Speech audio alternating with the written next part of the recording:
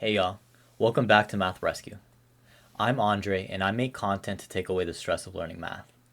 In this video, we're going to write both the recursive formula and the explicit geometric formula for a geometric sequence.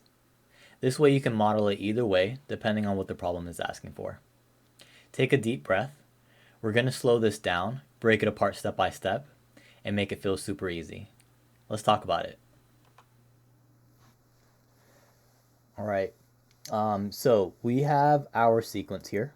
A sequence is just a number pattern, and this sequence also happens to be geometric.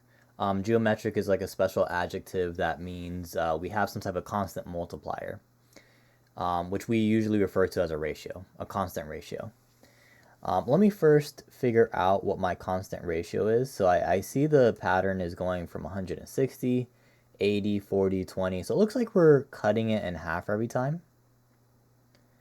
So I'm going to go ahead and say we're multiplying by 1/2.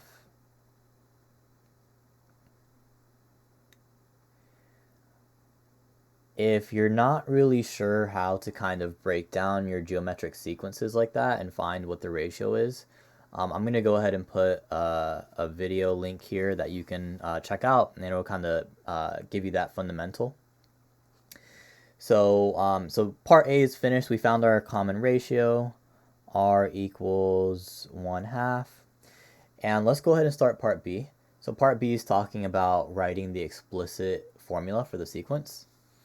The template for the explicit formula is a sub n equals a times r to the n minus 1 power.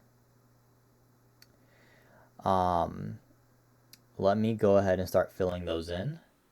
So this should actually be a sub 1 if I'm being really specific.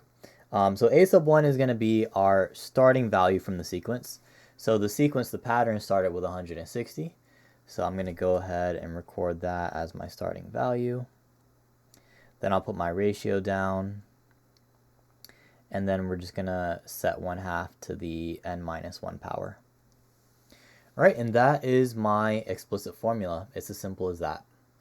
Just gathering those two pieces of information, the first term as well as the ratio, and then plugging it in. All right, for the recursive formula, it's a little bit different.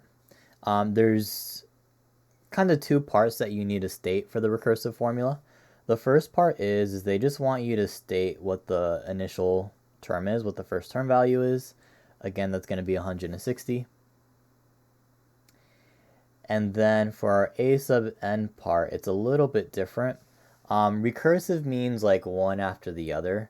So the recursive formula basically tells you how to go term by term by term by term. So what we do is we say our ratio times the previous term. So a sub n minus 1.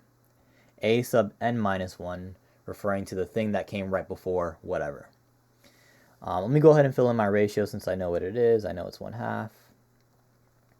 And then this block here, these two things together represent what we call the recursive formula.